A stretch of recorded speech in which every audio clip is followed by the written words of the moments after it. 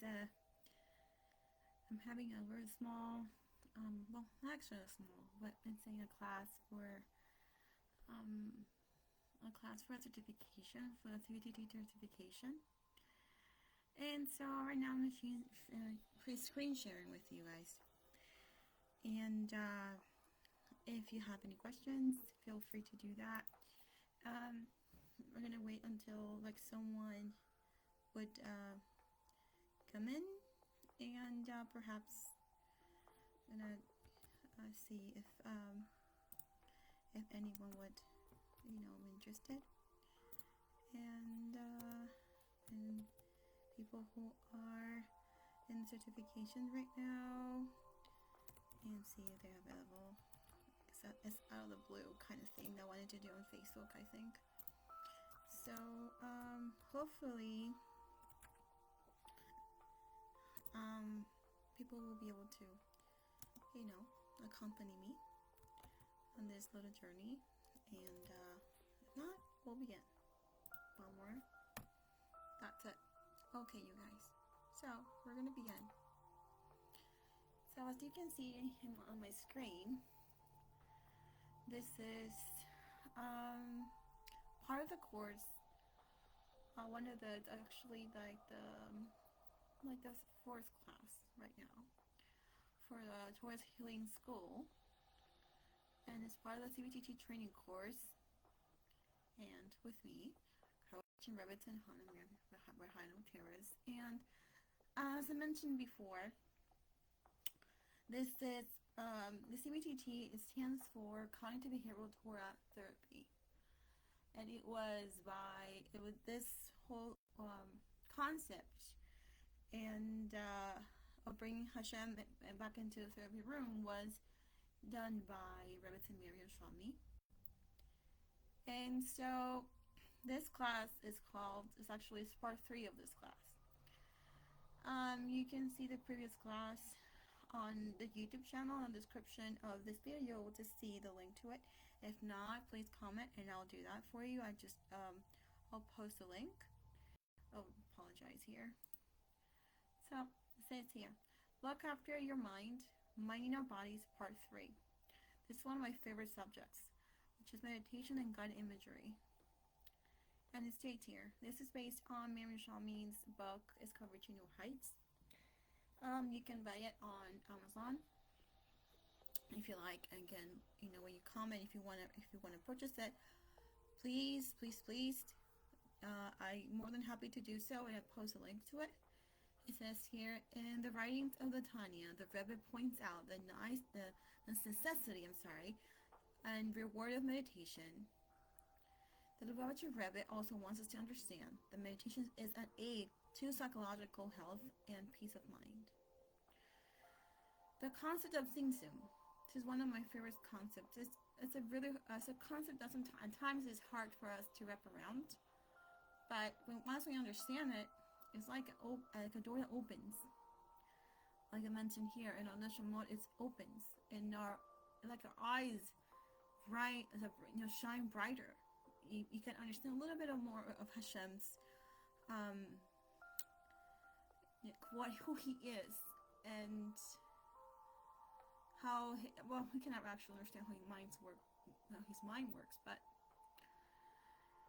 it just brings us a little bit closer to Him. So the Rebbe brings us this concept of the mirrors who are large or small. I'm going to go back here so I can show you what concept he's talking about.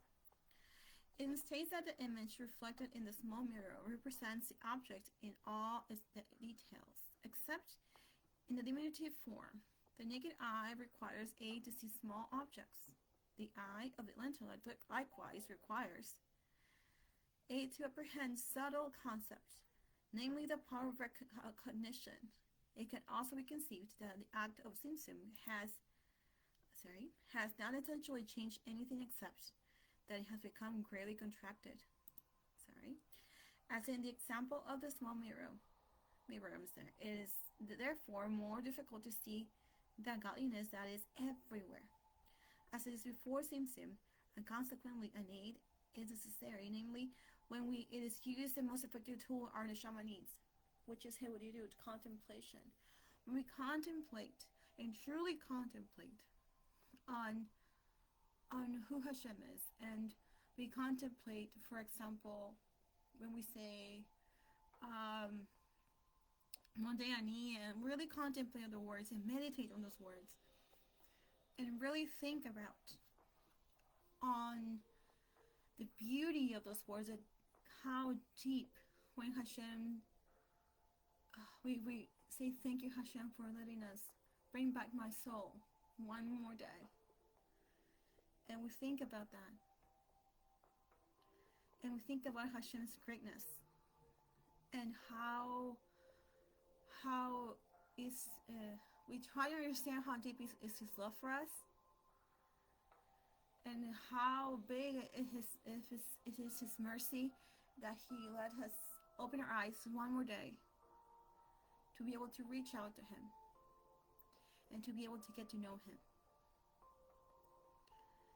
And he let us use the power of words to be able to talk to him and tell him what's in our hearts.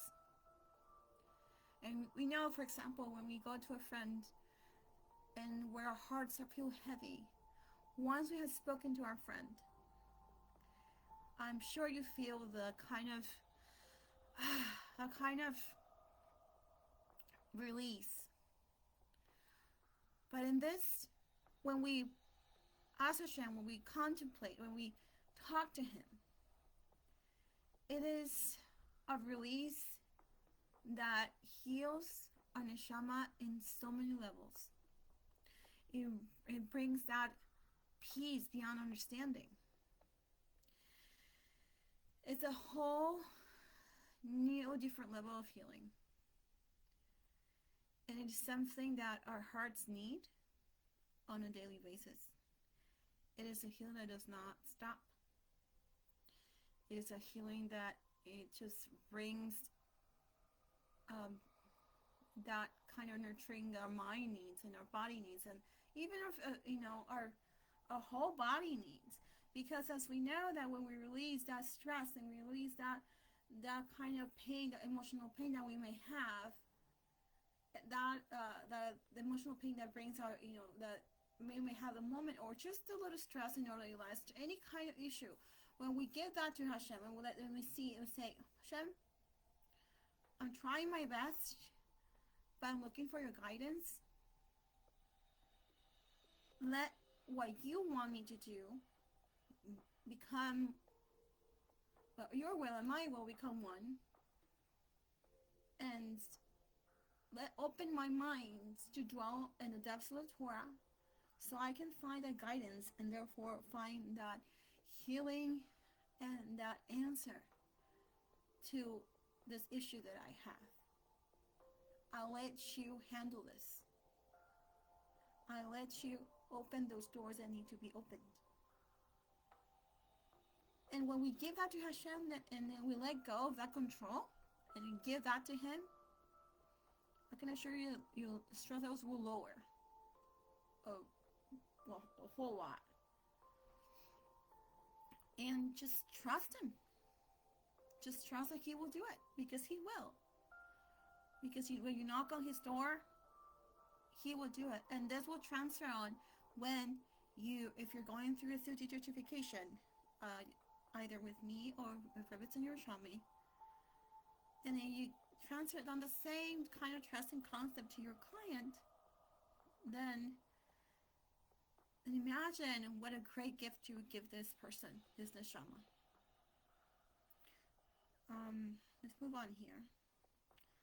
The Rebbe also cautions us to understand that since meditation can be so helpful and so powerful, it holds a great potential for misuse or abuse. He warned that it is essential to use kosher paths to and forms of meditation be publicized, so that people could benefit from it without being hurt. Hence the reason why CTT practitioners are so important, because we are the guides, if you will, for the person to be able to reach those new heights. Those new heights of closeness with Hashem, and those new heights of healing. We are the messengers. And even if you're not a practitioner, even if you're just learning CBTT because you want to improve your life, you are the messenger for your family. You're the messenger. You're the guide for your loved ones. You're you're that tool of healing. Imagine how beautiful is that? How beautiful is that concept? That you will be the conduit for others and other members of your family to be able to heal and find closeness with Hashem. So let's keep moving, guys.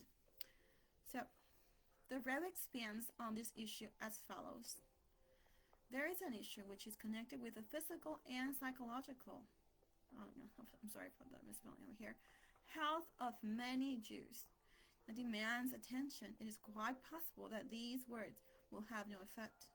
Nevertheless, the health of a Jew is such an important matter that efforts should be made even when there is not a sure chance of success, because after all, that very success belongs only to Hashem, and He uses as a conduit to that His name and power is known through us. As I mentioned, we only need to trust that whatever Hashem decides is for our good. Think that it's good and it will be good. I know it can be hard at times. But even if it's those hard times when we don't really think that it's something good, Hashem, I can assure you, Hashem will use it for the good. For you to grow, for you to find a new level of closeness, of trust, or a new set of tools within for your neshama to use to be able to improve in your closeness and your relationship with Hashem. So let's keep moving, okay?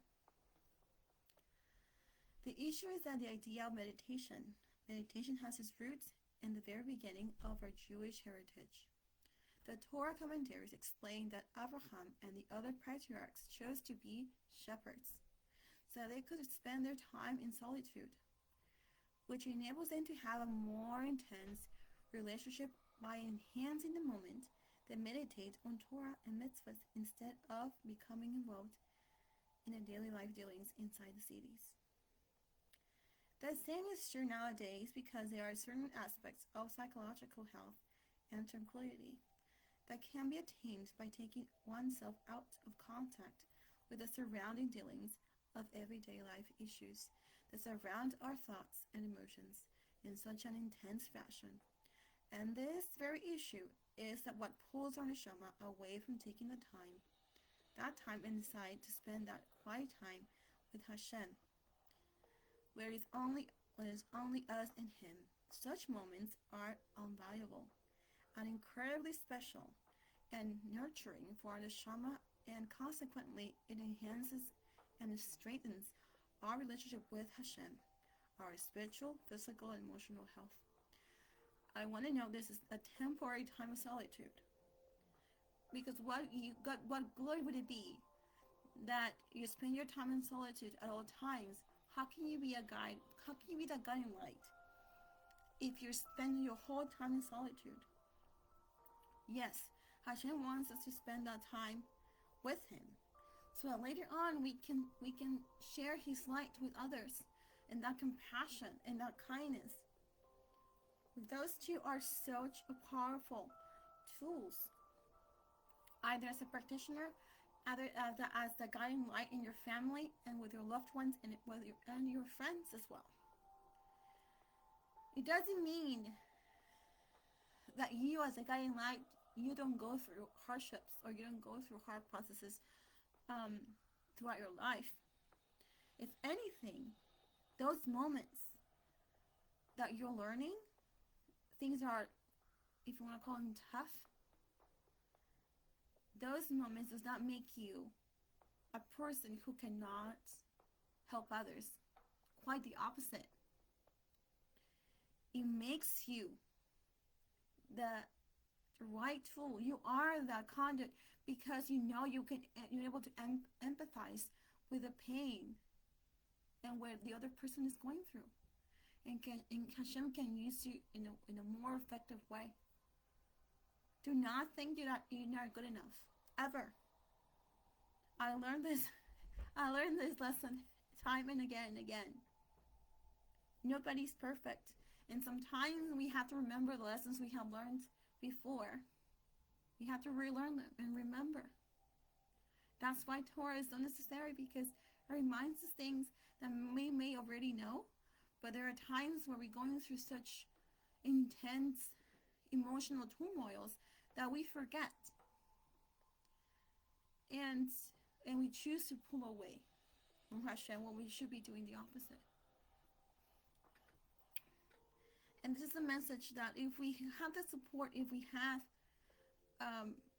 people who love us and people like other people who are more aware of CBTT or what it is, what it's supposed to be, how can we use it, then imagine the kind of support you will have with your friends, and those friends can become family to you. And how beautiful is that, right? You'll be able to support each other, and you'll be that support in your practice if you decide to have a practice. Let's move on here. When we have that time of solitude with Hashem, we do not really need to leave the city, as I was telling you just now, where we reside. What we can do is to have a temporary time of solitude where one can attain and strengthen one's psychological health, and therefore obtain peace of mind. This manner of behavior also fortifies the individual and guards his or her mental health. It is important to note that every aspect of life can be utilized for the good or for the opposite. For instance, the sun, here my spelling, moon, the moon and the stars are necessary for life to exist on earth by bringing about a multitude of good. However, these celestial bodies can also be worshipped as deities. One may, as Thomas states on Avodah Zarah 54b, since these celestial bodies have been worshipped as false deities, shouldn't they be destroyed? The Talmud answer is quite enlightening, and I love this answer, really. Should the world be destroyed because of these fools? So, imagine the compassion, Hashem's compassion toward us, that even there are people who make really, really big mistakes, he does not destroy the world, because on the other side there's this shining bright light it is his light through his children who want to really, really honor him. So imagine how beautiful is that. We're the ones that bring that light, and through that light, we're actually helping the other neshama who are not right now on the right path, to bring them a little bit closer to Hashem, even if they don't know it. Just by davening, just by asking Hashem to open their eyes. Just imagine how beautiful is that. And if you implement that in with your family, even in your practice, and you pass on that message to that other person, the change will be, beyond amazing. It will bring a process into their lives. It will be so healing.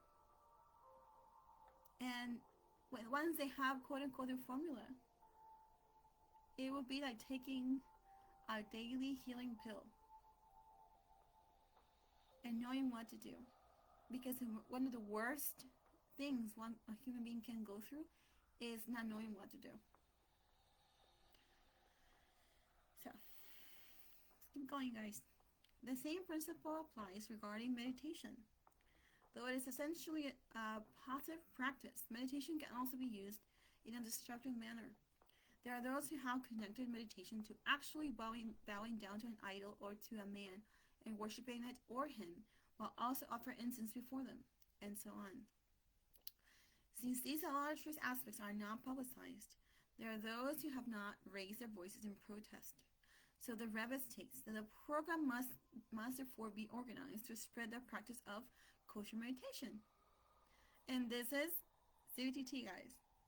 Well, there are those who argue against this, but maintaining that kosher meditation might also lead to a non-kosher meditation. The fact is that this is not so.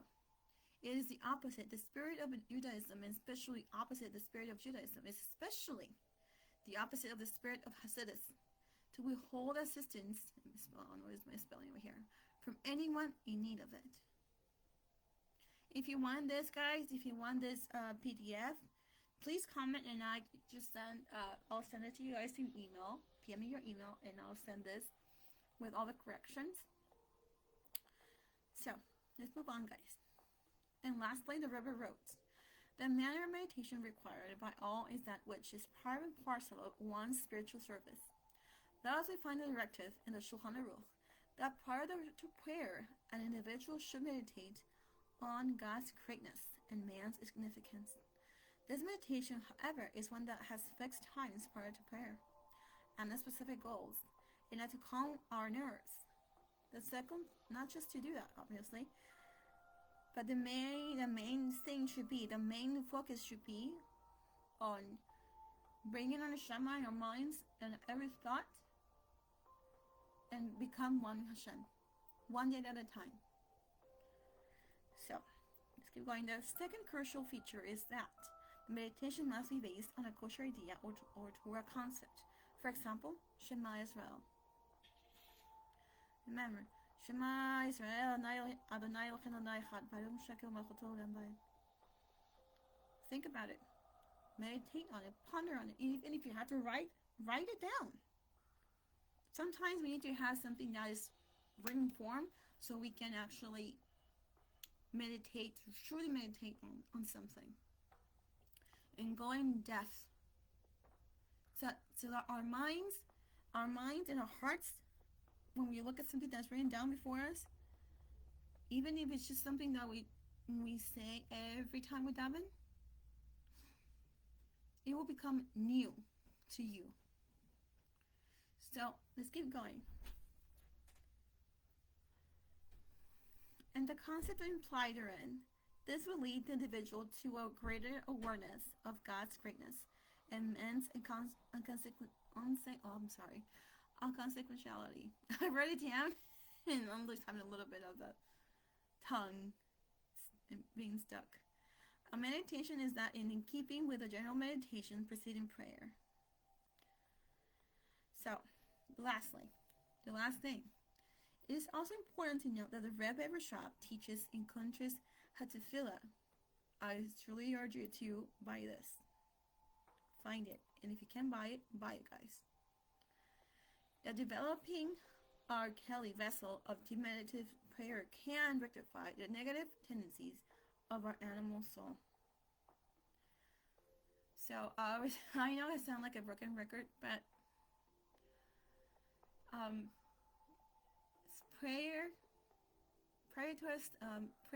davening prayer and meditation prayer and davening,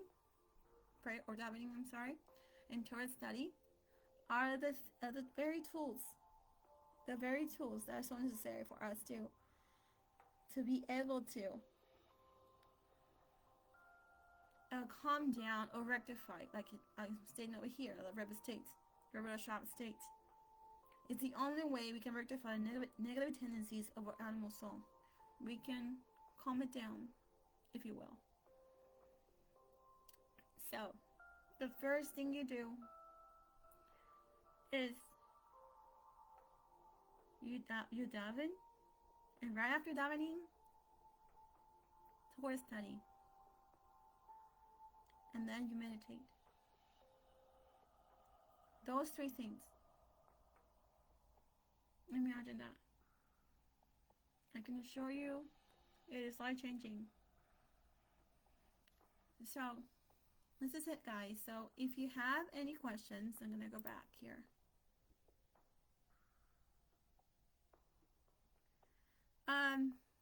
So Esther, I'm going to post it anyways. I'm going to post it on YouTube so that you'll be able to watch it later. And let me see. think I have my volume okay. Alright. I don't know if you can hear me better right now. But I don't know, can you hear me now? Esther, better? Okay. So um so anyways, that's it guys, and if you have any questions at all, and please comment, and I'm more than happy to answer them. Like I mentioned before, if you want the PDF, I'm more than happy to do so. I'm more than happy to send it to you guys. And I'm gonna lower down the volume right here.